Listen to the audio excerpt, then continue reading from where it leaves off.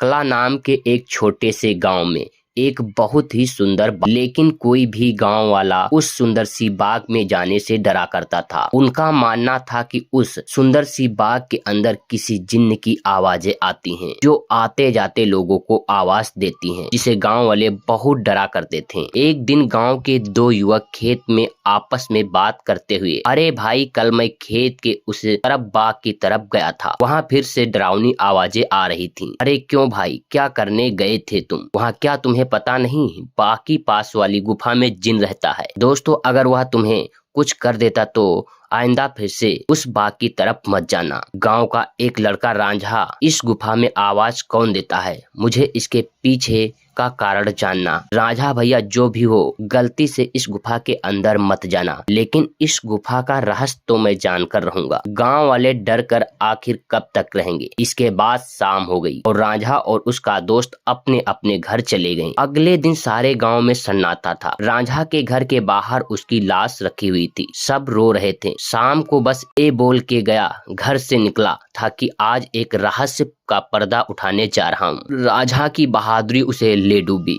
मेरा बच्चा, हो सकता है गुफा वाली जिन्न ने ही ऐसा किया हो। गांव में एक धन्नू नाम का एक व्यक्ति रहता था जो एक व्यापारी था। उसकी दो बेटियां थीं, रीमा और सीमा। उन दोनों को रंग बिरंगे फूलों का बहुत शौक। बहुत दिन हो गए, चलो आज हम गांव की बाग में चलते हैं।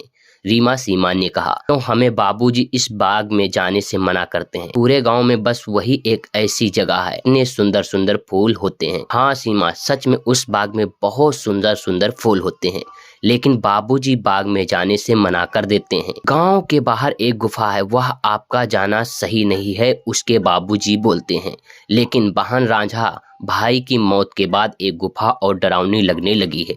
अरे रीमा, यह सब झूठी बातें हैं, और वैसे भी गांव वाले ने उसे जिन्न को नहीं देखा, सिर्फ उसकी आवाजें ही तो सुनी हैं। यह बोलकर रीमा और सीमा वहां से चल देती हैं।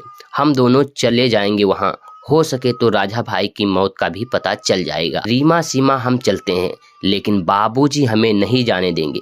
सीमा, बाबूजी कल किसी काम से शहर जाएंगे, तब हम उनके जाते ही बाहर चले जाएंगे। इसके बाद दोनों बहनें अपने कमरे में जाकर सो जाती हैं। अगली सुबह, देखो मेरी प्यारी बेटी, मैं किसी काम से शहर जा रहा हूँ, उसके बाबूजी बोलते हैं। तुम दोनों अपना ख्याल रखना, और हाँ, उस बाग में फूल तोड़ने मत जाना, वह अच्छी जगह नहीं है। कोई भी गांव वाला वहां पर नहीं जाता है। रांझा की मौत भी वहां से हुई थी। ठीक है डैडी, मैं दोनों बहनें उस बाग के अंदर नहीं जाऊंगी। धनु वहां से चला जाता है और दोनों बहनें की तरफ जाने लगती हैं। तभी गांव का एक आदमी उन्हें देख लेता है। तभी बोलता है, अरे सीमा और रीमा बिटिया, तुम इस बाग की तरफ कहाँ जा रही हो? क्या तुम्हें नहीं पता कि बाग की तरफ उस एक गुफा है, वहां से अक्सर किसी जिन्न की आवाज आती है। अरे काका, हम दोनों केवल बाग में ही जा रहे हैं, फूल लेकर वापस आ जाएंगे ही नहीं।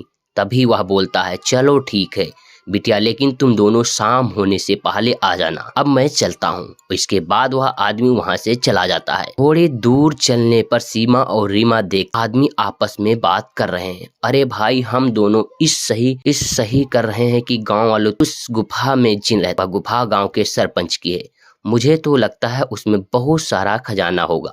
सब गाँव वालों को डराने की बहाना है, लेकिन चलो आज चलकर देख। इसके बाद वह दोनों गुफा की ओर जाने लगते हैं। उन्हें गुफा की ओर जाता देख रीमा और सीमा भी जाने लगती। अभी वहां दोनों देखते हैं कि वह दोनों गुफा के अंदर बढ़ते हैं। गुफा के अंदर जाने वाले ही होते हैं, तभी वहां पर एक औरत आती है जो देखने में काफी भयानक होती है, जिसके हाथ में एक टोकरी है जिसमें बहुत सारे रंग बिरंगे फल होते हैं। तभी वह औरत उन दोनों चोरों से कहती है, क्या तुम्हें पता नहीं इस गुफा में एक जिन्न रहता है, वह तुम्हें मार डालेगा। क्या जिन्न? अरे बाबा।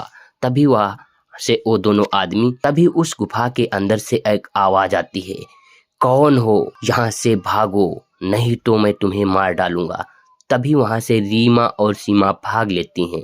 अगर वो नहीं भागती तो उनको भी वो जिन्न मार डालता। तो दोस्तों, कहानी कैसी लगी लाइक और कमेंट करके बताइए।